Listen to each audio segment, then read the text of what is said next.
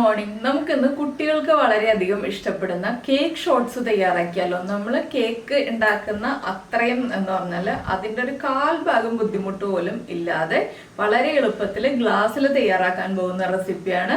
കുറച്ച് Oreo biscuit ഉണ്ടെങ്കിൽ വളരെ എന്ന് പറഞ്ഞിട്ടുണ്ടെങ്കിൽ ഒരു 5 മിനിറ്റ് സമയത്തിൽ നമുക്ക് തയ്യാറാക്കിയെടുക്കാം.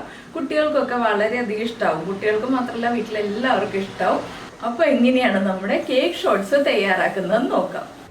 നമുക്ക് നമ്മുടെ ഇൻഗ്രീഡിയൻസ് നോക്കാം. ഞാനിപ്പോൾ 1 കപ്പ് പാലെടുത്തിട്ടുണ്ട്. 240 ml കപ്പിൽ 1 കപ്പ് പാലെടുത്തിട്ടുണ്ട്. 1/3 കപ്പ് പഞ്ചസാര എടുത്തിട്ടുണ്ട്. ഇത് 1/4 കപ്പ് ആയാലും മതി. നിങ്ങൾക്ക് നല്ല മധുരം വേണമെന്നുണ്ടെങ്കിൽ മാത്രം 1/3 കപ്പ് പഞ്ചസാര എടുക്കുക.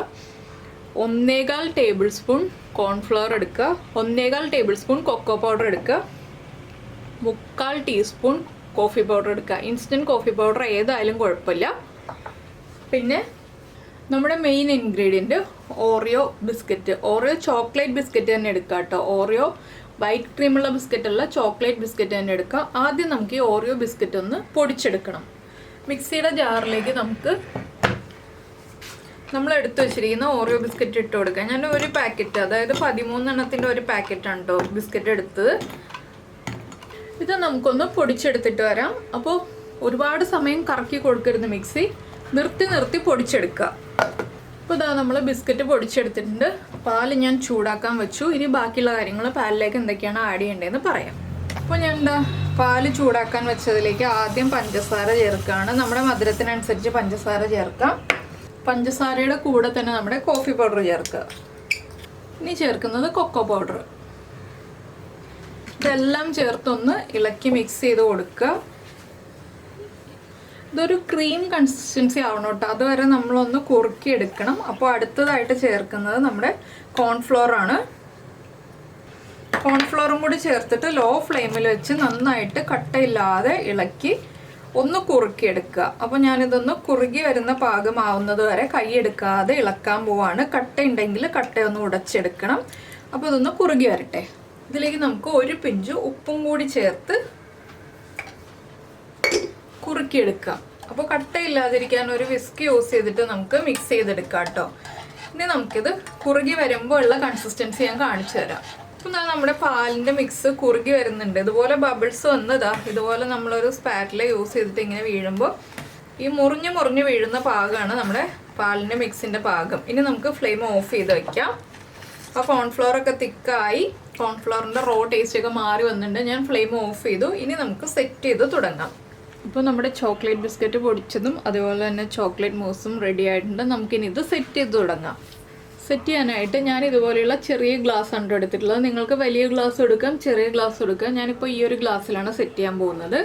ആദ്യം തന്നെ ഈ ഒരു ഗ്ലാസ്സിലേക്ക് കുറച്ച് ബിസ്ക്കറ്റ് പൗഡർ ഇട്ട് കൊടുക്കാം. വളരെ ചെറിയ അളവ് മതി കേട്ടോ.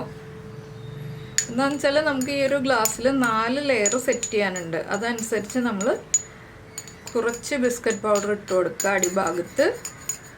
നിങ്ങൾക്ക് വലിയ ഗ്ലാസ്സിലും സെറ്റ് ചെയ്യാം. കുട്ടികൾക്കൊക്കെ കൊടുക്കാനാവുമ്പോൾ നമ്മൾ ചെറിയ ഗ്ലാസ്സിൽ സെറ്റ് ചെയ്യായിരിക്കും നല്ലത്. അപ്പോൾ കുറച്ചൊന്ന് പ്രസ് ചെയ്ത് കൊടുക്കുക. അപ്പോൾ ഞാൻ ഏറ്റവും അടിഭാഗത്ത് കുറച്ച് ബിസ്ക്കറ്റ് പൗഡർ സെറ്റ് ചെയ്ത് കഴിഞ്ഞു. ഇനി ഇതിൻ്റെ മുകളിലായിട്ട് നമുക്ക് കുറച്ച് ചോക്ലേറ്റ് മൂസ് ഒഴിച്ചു കൊടുക്കാം. എല്ലാം കുറച്ചായിട്ട് ഒഴിച്ചു കൊടുക്കുക.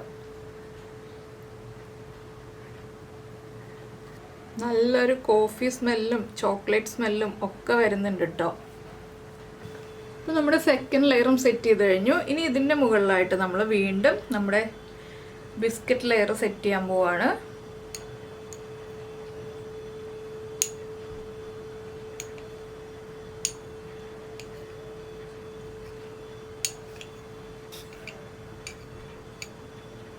ഇപ്പോൾ ബിസ്ക്കറ്റ് ലെയറും സെറ്റ് ചെയ്ത് കഴിഞ്ഞു. നിങ്ങൾ വലിയ ഗ്ലാസ്സിലാവുമ്പോൾ അതനുസരിച്ച് 6 or 7 ലെയർ സെറ്റ് ചെയ്യാം കേട്ടോ.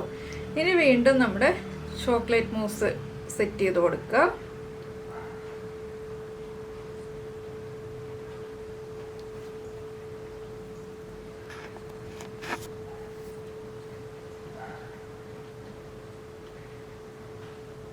ഈ ഒരു ഗ്ലാസിൻ്റെ ലെവലായിട്ട് നിൽക്കുന്ന രീതിയിൽ നമ്മൾ സെറ്റ് ചെയ്യാം കേട്ടോ. ഗ്ലാസിൻ്റെ ടോപ്പ് ലെവലിൽ നിൽക്കുന്ന രീതിയിൽ സെറ്റ് ചെയ്ത് കൊടുക്കുക. ഇപ്പോൾ നമ്മുടെ ലാസ്റ്റ് ലെയർ റെഡി ആയി കഴിഞ്ഞു. ഇനി നമുക്ക് ഇതിന് മുകളിൽ ലാസ്റ്റ് ഒരു ഗാർണിഷിംഗ് പരിപാടി ഉണ്ട്. അതിപ്പോഴല്ല, വേണം നിലത്തിട്ട് മുട്ടി ലെവലാക്കണം. മുട്ടല്ല ഇങ്ങനെ ഇരിക്കുന്നതായിരിക്കും നല്ലത്. ലെവലാണേക്കാളും അങ്ങനെ ഇരുന്നോട്ടെ.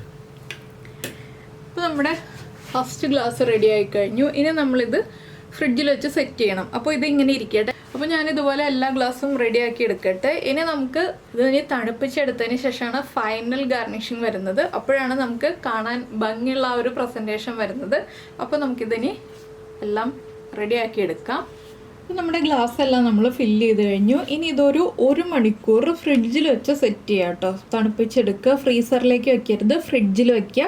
ഫ്രിഡ്ജിൽ വെച്ച് 1 മണിക്കൂർ കഴിഞ്ഞിട്ട് നമുക്ക് ബാക്കിയുള്ള കാര്യങ്ങളൊക്കെ പറയാം. അപ്പോൾ നമ്മുടെ കേക്ക് ഷോട്ട്സ് നമ്മൾ 1 മണിക്കൂർ തണുപ്പിച്ചെടുത്തിട്ടുണ്ട്. ഇനി ഇതിന് മുകളിലേക്ക് നമുക്ക് കുറച്ച് കൊക്കോ പൗഡർ ഒരു അരിപ്പയിൽ ഇട്ട ശേഷം ഒന്ന് അരിച്ചിട്ട് കൊടുക്കാം. അപ്പോൾ നമ്മുടെ കേക്ക് ഷോട്ട്സ് റെഡി ആയി കഴിഞ്ഞു. നിങ്ങൾ ഇതുപോലെ ഉണ്ടാക്കി നോക്കിയിട്ടില്ലെങ്കിൽ ഉറപ്പായിട്ടും ട്രൈ ചെയ്യൂ. കുട്ടികൾക്കൊക്കെ നന്നായിട്ട് ഇഷ്ടമാവും. അപ്പോൾ കുട്ടികൾക്ക് ഉണ്ടാക്കി കൊടുത്തതിന് ശേഷം നിങ്ങളുടെ അഭിപ്രായം നമ്മുടെ വീഡിയോയുടെ താഴെ ഒന്ന് കമൻറ്റ് ചെയ്യാം കേട്ടോ.